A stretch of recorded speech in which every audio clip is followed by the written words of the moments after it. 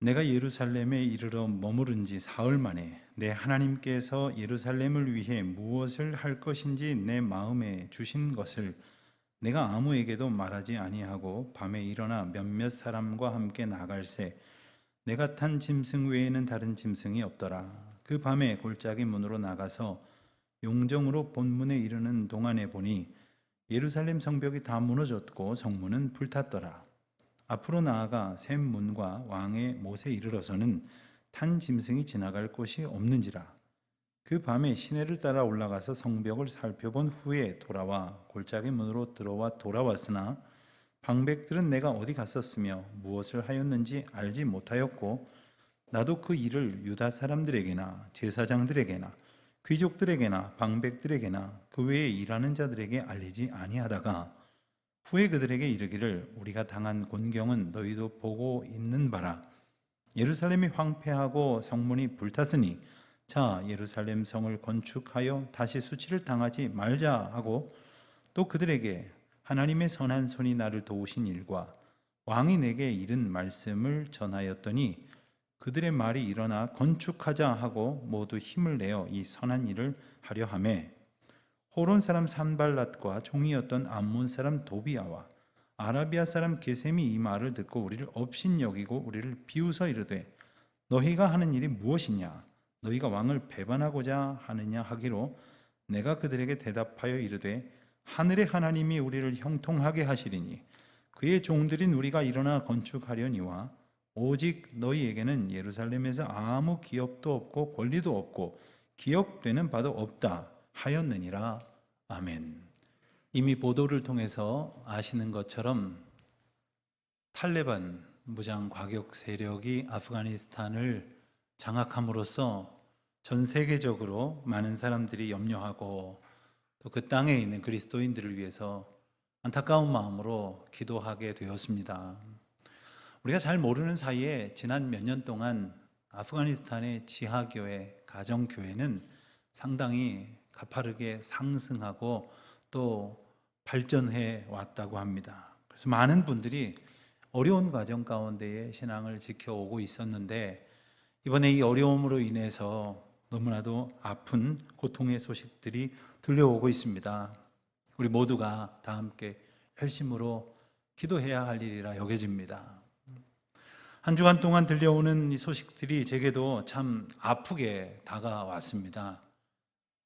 아시다시피 2007년에 우리나라 분당에 있는 샘물교회 선교단원들이 아프가니스탄을 찾았다가 피라미드에서 40일 만에 돌아온 일이 있었습니다.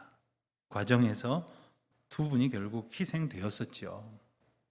당시에 우리 국민들을 억류했노라고 또 죽이겠노라고 한 사람 죽였으니 또 죽일 거라고 이런 잔혹한 발표를 하던 탈레반의 대변인이라는 이가 있었습니다. 그런데 외신을 보니까 바로 그 사람이 이번에도 탈레반의 공식 대변인의 역할을 맡아서 이번에는 이 베일도 벗고 카메라 앞에 나와서 전면에 등장했다는 보도를 보면서 그 시절 그 이야기가 다시 어제 일처럼 떠올라서 참 마음 아픈 며칠을 보냈습니다. 당시에 희생된 두 사람 중에 인솔자였던 배형규 목사님은 저하고 신대원 동기가 됩니다. 아픈 마음, 아픈 기억들이 떠올라서 참으로 어려운 가운데에 비단 그때일 뿐 아니라 지금 이 순간에도 아프가니스탄과 그 인근 나라에는 이 고통을 피해서 이 죽음의 위협을 떠나서 몸을 피하고 있는 그리고 아직 피하지 못해서 두려움 가운데 있는 많은 분들이 있다는 사실을 우리는 기억하게 됩니다. 시시각각 들려오는 그 많은 소식들을 보면서 탈출할 수 없이 갇혀 있는 그들은 죽음밖에는 예상할 수 있는 것이 아무것도 없다 이런 말씀으로 소식을 전하기에 더더욱 그 안타까움은 큽니다. 탈출을 성공했거나 혹은 아직도 탈출하지 못해서 목숨을 걸고 국경을 넘으려고 하고 있는 아프가니스탄의 모든 양민들과 또 특별히 사역자들 우리 그리스도인들을 위해서 간절한 마음으로 기도해 주시기를 부탁드립니다.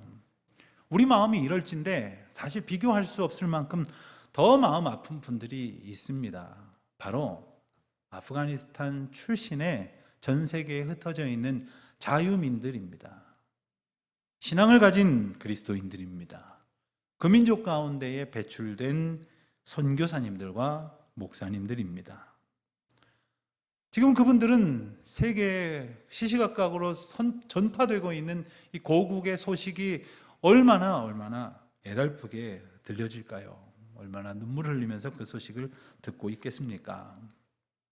오늘 우리가 읽은 이 본문 말씀에서 그와 같은 한 사람을 만나게 됩니다. 바로 느헤미야입니다. 느헤미야는 고향인 예루살렘으로부터 바벨론으로 포로되어 끌려왔습니다. 고향을 잃은 사람이죠.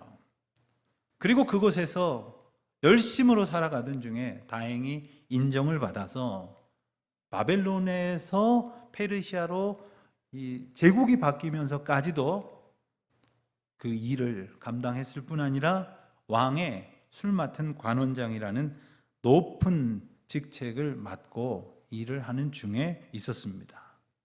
그런데 고국에서 슬프고 엄청난 소식이 들려지게 된 것이죠. 술 맡은 관원장이라는 말은 그저 무슨 술병이나 정돈해 놓고 왕이 먹을 술이나 사다 놓는 그러한 직분을 말하는 것이 아닙니다. 당시에는 왕이 먹는 음식, 특별히 술에다가 독을 타서 독살하는 식의 그러한 암살 방법이 성행했기 때문에 술 맡은 관원장이라고 하는 것은 왕의 보위를 책임지는 최측근 중에도 가장 핵심적인 인물이었습니다.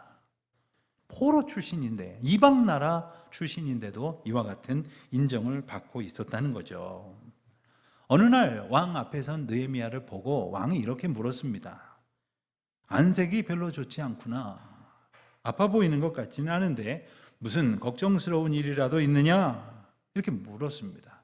사실 왕 앞에 수심이 가득한 채로 서는 것만으로도 중대한 징계 사유라고 합니다. 그렇지만 왕은 책망하지 않고 오히려 각별하게 묻습니다. 그 정도로 느헤미야를 아꼈던 거죠.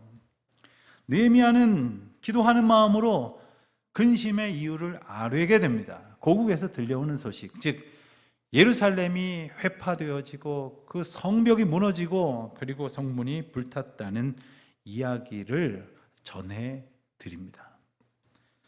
물론 오래전에 바벨론이 예루살렘을 공격했을 때 그것은 다 파괴되어졌습니다. 그렇지만 바사왕 아닥사스다가 그것을 재건하도록 물자도 대주고 포로였던 이스라엘 백성들을 고향으로 돌려보냈었거든요.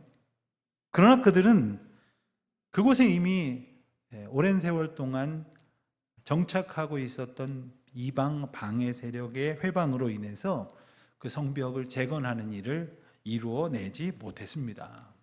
뿐만 아니라 고향 땅으로 돌아간 바벨론의 포로들, 귀환자들은 그들의 방해와 그들의 능욕을 온갖 수치 가운데에 감내하고 있었다 하는 소식을 느헤미야가 듣고 있었기 때문에 느헤미야는 지금껏 여러 날 여러 달 동안 큰 슬픔에 빠져 있었던 것이었습니다. 그래서 그는 하나님 앞에 기도하면서 금식하기도 했고 여러 달 동안 하나님께서 도우실 그 때를 기다려 왔습니다. 그리고 마침내 뜻하지 아니하게 왕의 물음으로부터 하나님의 놀라운 역사는 시작이 되게 됩니다. 하나님 앞에 기도하는 마음으로 느헤미야는 자신의 근심을 토로합니다. 기도하는 마음으로 하나님 앞에 아뢰듯이 왕 앞에 아뢰었습니다. 그리고 하나님의 인도하심을 구했습니다. 그리고 하나님께서는 왕의 마음을 움직이셔서 느헤미야의 간절한 소망이 이루어지게 하셨습니다. 고향 땅을 잠시 방문할 수 있도록 해주신 거죠. 오랜 세월 동안 기도하고 또 계획하고 준비하며 기다려 온 느헤미야는 필요한 기간과 절차를 따라서 왕에게 청하고 허락을 얻었습니다. 그래서 왕은 느헤미야가 고향으로 가는 동안에 거치게 될 지방의 총독들에게 그의 안전을 부탁하는 편지를 써서 들려주었고, 또 왕이 가지고 있는 숲에서 좋은 나무들을 내어줌으로 그가 성벽과 성문을 수리하는 데 힘을 보태 주었습니다. 뿐만 아니라 왕의 군대 중에 일부를 내어줌으로써 느헤미야를 가까이에서 보호하게 해 주었습니다. 그래서 느헤미야가 예루살렘으로 돌아온다 하는 소식이 퍼져나가기 시작을 합니다. 예루살렘에서 이 소식을 들은 사람들 중에 어떤 사람들은 참 기쁘고 벅차고 환호했을 것이지만, 또 다른 어떤 사람들은 느헤미야의 갑작스러운 귀환으로 인해서 염려에 빠지게 되었습니다. 왜냐하면 그들은 그동안 성벽 재건을 방해해 왔는데 느헤미야를 중심으로 해서 정말 이 일이 이루어질까 봐 걱정했던 것입니다.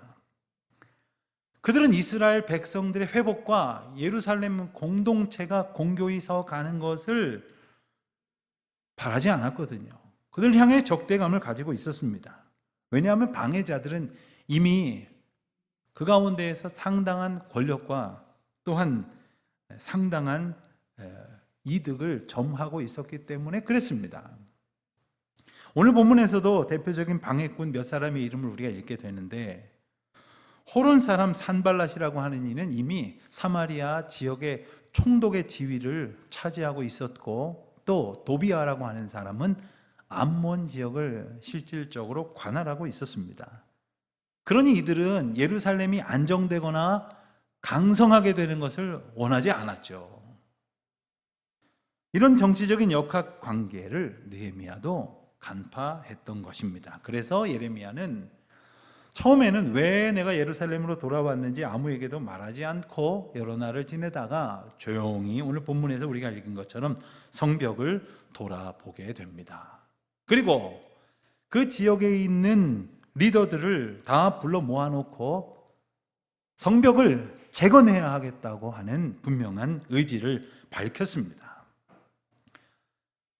그리고 자신에게는 이러한 역사를 진행할 만한 하나님의 인도하심과 왕의 명령이 있다고 하는 사실을 엄중하게 선포했습니다. 그래서 많은 사람들은 느헤미야를 따랐고, 느헤미야는 그들을 이끌어서 공사를 시작할 수 있게 된 것입니다. 그래서 다음 장인 3장을 보면 성벽 재건 공사에 참여한 많은 사람들의 이름과 그리고 그들이 어떤 자리에서 어떤 역할을 맡아서 일을 했는지를 자세하게 소개하기도 한 것이죠. 이 공사는 간단한 것이 아니었습니다. 예루살렘을 둘러싸고 있는 그 성벽들 중에 회파된 것을 다 보수해야 했기 때문에 그렇습니다. 모두 10곳의 성문과 군데군데 있던 5군데의 망대를 중심으로 해서 북쪽으로부터 서쪽, 그리고 남쪽, 동쪽의 순서로 진행이 되었습니다. 적들이 들어올 수 없도록 성문은 아주 든든하게 보수하는 데 중점을 두었습니다. 그 일에는 제사장들이 먼저 앞장을 섰습니다. 그리고 모든 상인들, 그리고 금장색 향품 장사와 같은 이들, 이미 먹고 살만한 이들도 다 자기 것을 내려놓고 더 열심히 참여를 했습니다. 많은 백성들이 그 뒤를 따랐습니다. 그렇게 성벽이 차근차근 올라가게 되자 적들의 방해도 더 거세졌습니다. 느헤미야는 하나님 앞에 기도합니다. 대적자들을 물리쳐 주실 것을 기도하면서도 맡겨주신 성벽 재건의 사명을 소홀히 하지 않습니다. 그래서 일꾼들이 일을 하면서 한 손에는 무기를 들고 한 손으로는 일을 하기를 그치지 않았습니다. 여러분, 우리가 믿음과 순종으로 살아가지만 이러한 현실적인 문제를 외면해서는 안 됩니다. 기도만 한다고 현실을 도외시해서는 안 됩니다. 그리고 현실의 문제를 해결하겠다고 하나님 앞에 기도하는 일을 멈춰서도 안 됩니다. 하나님을 의지하면서도 세밀하게 대처해야 할 것들을 붙들고 나아갑니다. 왜냐하면 그들이 완수해야 할 임무는 바로 하나님이 주신 것이기 때문이었죠. 느헤미야는 또한 성벽 공사를 해가면서 눈에 보이는 성벽만 쌓아 올리는 것에 국한하지 않았습니다. 보이지 아니하는 이스라엘 백성들의 영적 공동체가 바로 서는 일에 심혈을 기울였습니다. 물론 당시 백성들의 형편은 결코 녹록하지 않았습니다. 페르시아 황제에게 바쳐야 될 세금은 너무나도 무거웠고요, 여러 해 동안 계속되어지는 흉년으로 인해서 먹을 것이 없어서 자기 집에 있는 자기 자녀들을 종으로 팔아야 할 지경에 이르기도 했습니다. 그럼에도 불구하고 그 가난한 사람들의 그 남은 얼마 안 되는 것들을 빼앗으면서 괴롭히는 귀족들이 있었고, 민장들의 횡포는 극에 달했습니다. 그래서 느헤미야는 그들을 불러 세웠습니다. 그리고 그들이 지은 죄를 낱낱이 지적하고 꾸짖었습니다. 높은 이자 받던 것을 포기하게 만들었고, 가난한 사람들에게 빼앗아서 저당 잡고 있었던 재산을 다 돌려주게 했습니다. 그는 성벽만 재건한 것이 아니라 이스라엘 백성들이 공동체라고 하는 사실을 분명히 일깨워 주었습니다. 물론 어려웠지요. 기득권자일수록 저항이 컸습니다. 하지만 이 모든 어려움을 무릅쓰고 진정한 신앙개혁, 공동체 개혁을 그는 이루어 가기 위해서 힘썼습니다. 그렇게 성벽 완성이 임박하자 방해자들의 회방은 더욱더 노골적으로 심해졌습니다. 회유했고 협박했고 함정에 빠뜨리려고 모함을 했습니다. 그리고 은밀하게 해치려고 요즘 말로 테러를 가하기도 했습니다. 하지만 이 모든 역경을 물리치고 마침내 52일 만에 성벽 재건 공사가 마쳐졌습니다.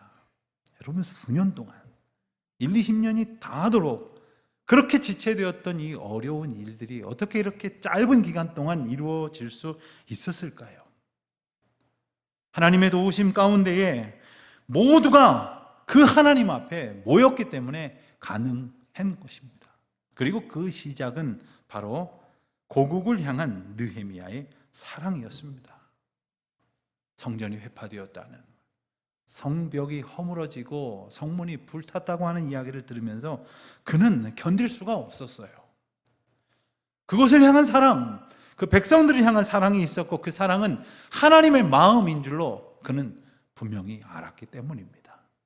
여러분, 우리가 아프가니스탄에서 지구 반대편 최빈국 IT에서 정변과 재해가 일어나고 있다는 이 소식을 들으면서도 우리 마음이 아프지 않고 우리가 기도하게 되지 않는다면 그것은 우리 안에 그들을 향한 하나님의 사랑이 모양도 없는 거고 흔적도 없다는 얘기예요. 우리는 기도한다고 하지만 사실 늘 언제나 나를 위한 간구였지 않았습니까?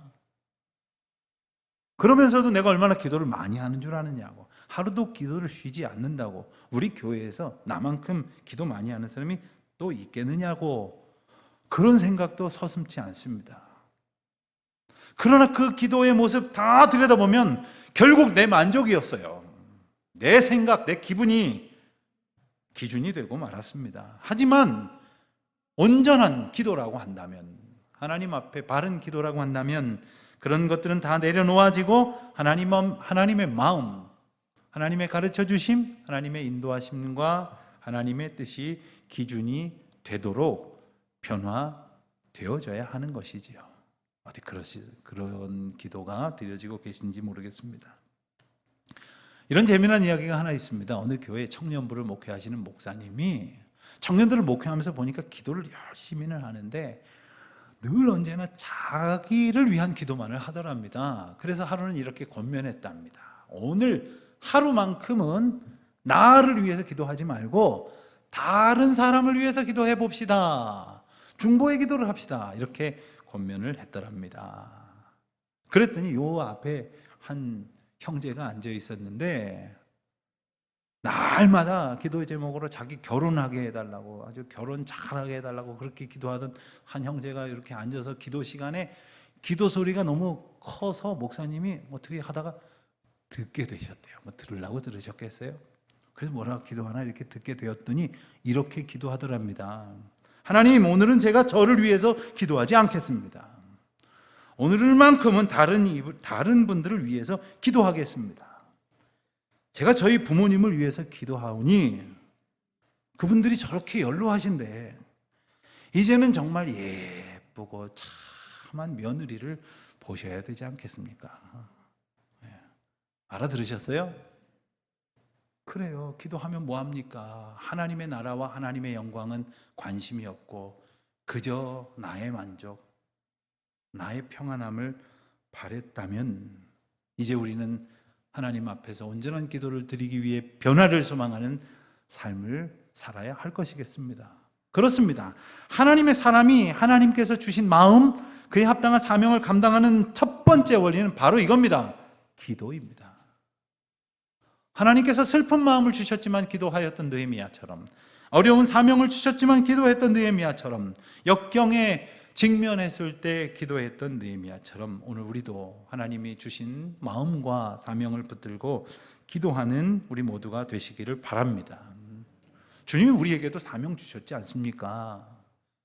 사명을 이루어가기 위해 교회를 주셨고 가정을 주셨고 공동체를 주셨죠. 그러나 그 가운데에서 내 기분, 내 마음대로 살아가는 것이 아니라 우리 주님의 마음으로 서로 사랑하고 섬기고 중보하면서 주님의 몸된 공동체를 더욱더 공교히 세워가기를 힘쓰시기를 바랍니다. 우리 교회에도 지금 얼마나 중요한 기도 제목을 주셨습니까? 성전 건축이라는 은혜의 기회를 허락하시지 않았습니까? 하지만 이 또한 기도하지 않으면 그저 참 어렵고 힘든 일이 될 뿐입니다. 그동안 하나님의 은혜 가운데에 부지를 매입하고 그리고 본격적인 진행을 위해서 당회와 실무자들이 구체적인 준비에 착수했습니다. 법리적인 문제를 검토하고 있고 그리고 주로 이제 최근에 교회를 잘 지었다고 소문이 난 교회들을 직접 탐방해 보면서 그리고 우리 교우들과 함께 기도하면서 하나님께서 주실 아름다운 교회의 그림을 그려가기 시작을 했습니다. 그런데 이와 함께 온 교우들이 기도로 하나님 앞에 간구하지 않는다면, 우리 마음을 하나님 앞에 온전히 드리지 않는다면, 그래서 하나님의 도우심을 얻지 못한다면 우리는 아무것도 할 수 없습니다. 겨우 무엇이 하나 이루어졌다고 한다면 건물 하나 지어 놓기는 할 수 있겠죠. 그러나 그것이 결코 주님이 기뻐하시고 주님이 도우실 만한 일이 될 수는 없을 것입니다. 느헤미야가 그랬던 것처럼, 느헤미야를 따랐던 많은 백성들이 그랬던 것처럼 기도하고 또 기도하면서 오직 하나님의 뜻이 기준되는 믿음의 공동체로 살아가는 우리 모두가 되시기를 주님의 이름으로 축원합니다. 하나님께서 이끄시고 하나님께서 도우시고 하나님께서 그 모든 대적자들로부터 우리를 보호하여 주실 것입니다. 하나님의 백성들이 하나님의 일을 감당할 때 기억해야 될 두 번째 원리는 바로 협력입니다. 주님께서는 우리에게 합력하여 선을 이루는 것에 대해서 성경 곳곳에서 우리에게 말씀하십니다. 그리고 오늘 본문을 통해서 분명한 실예를 보여주십니다. 느헤미야, 그 너무나도 훌륭한 지도자였지만 혼자 일을 감당한 것이 아니에요. 수많은 사람들이 함께 동참했고 3장 말씀을 보면 그들이 했던 구체적인 이들을 대강 분류하기만 해도 15가지 이상의 그러한 역할들이 있었습니다. 그 자리로 그들은 헌신했습니다. 그리고 수많은 사람들이 그 뒤를 따랐습니다. 사랑하는 성도 여러분, 우리에게 주신 사명을 위해 또 우리 교회에게 주신 비전을 위해 지금 멈춰 계신 곳에 주저앉지 마시고 한 걸음 더 자원하여 나아가시기를 바랍니다. 그리고 하나님께서 맡겨주신 일 앞에 협력하는 은혜와 기쁨으로 충만하시기를 주님의 이름으로 축원드립니다. 교회가 뭡니까? 교회는 예수 그리스도를 머리로 하는 몸이에요. 우리는 남이 아닙니다. 우리는 때때로 의견으로 만나고 의견으로 헤어지는 존재들이 아니에요. 하나님께서 몸으로 묶어주신 믿음의 공동체입니다. 어쩌면 그 가운데 우리 뜻은 중요하지 않습니다. 하나님께서 우리를 한 몸 되게 하셨으니 교회 공동체에서 벌어지는 모든 일들은 이 원리로부터 출발해야 하는 것이에요. 그럴 때 협력하여 선을 이루게 하시는 하나님의 놀라운 은혜가 우리 앞에 날마다 펼쳐질 줄로 믿습니다. 사실 사람들이 제각각 얼마나 다릅니까? 이어령 씨가 이런 말씀을 하시더라고요. 바늘이 있습니다. 이 바늘은 철의 강인함을 가지고 있어요. 날카롭고 딱딱한 그런 다루기 힘든 그런 성질을 가지고 있습니다. 그런가 하면 실은 아주 부드러운 그 섬유의 특징을 가지고 있습니다. 그런데 이 바늘과 실이 한 몸이 되어서 결합되어서 하나가 될 때에 비로소 헤어진 것들을 깁고 그리고 조각난 것들을 묶어줄 수 있다는 거예요. 얼마나 놀라운 이야기입니까? 바늘과 실처럼 이렇게 다른 게 또 있습니까? 그러나 하나가 될 때 귀한 일을 해낼 수 있는 것처럼 오늘 우리가 주님 앞에서 한 마음, 한 뜻, 한 몸 이루어 주께서 맡겨주신 사명을 느헤미야의 때처럼 이루어가는 역사가 있으시길 바랍니다. 사실 예루살렘에 그 살고 있었던 거민들, 그 비록 형편이 엉망이지만 그들의 입장에서 볼 때 난데없이 튀어나온 듯한 느헤미야가 못마땅했을 수도 있을 것 같아요. 느헤미야 입장에서 볼 때는 하나님이 은혜를 주셔서 고향 땅으로 돌아가기까지 해 주셨음에도 불구하고 저렇게 주저앉아서 아무것도 못하고 패배감에 사로잡혀 있는 백성들이 한심해 보였을 수도 있을 것 같아요. 그러나 그들은 서로를 비난하지 않았습니다. 하나님의 은혜 가운데에 협력했습니다. 사랑하는 성도 여러분, 우리에게 십자가를 지게 하심은 우리가 함께 십자가를 지게 하심을 의미하는 거죠. 한 마음 한 뜻 되어 자기를 부인하여 그리스도께서 십자가 지셨듯이 그리스도께서 맡겨주신 사명을 감당하게 될 줄로 믿습니다. 하나님의 역사에 참여할 마지막 세 번째 원리가 있다면 그것은 자신에게 허락된 사명을, 자신에게 주신 하나님의 마음을 소중히 여기는 것입니다. 여러분, 느헤미야가 그런 안타까운 마음이 있었지만 뭐 내가 지금 여기서 나는 자리 잡고 나는 잘 살고 있는데 뭐 굳이 내가 그런 걱정을 하랴, 만약 이렇게 생각했다면 아무 일도 일어나지 않았을 거예요. 여러분, 실상 느헤미야는 왕궁에서 일을 하는 형편이었습니다. 그 이야기는 예루살렘 성전이 다 복원이 돼도 성전 안에 들어갈 수 있는 자격이 없다는 뜻이에요.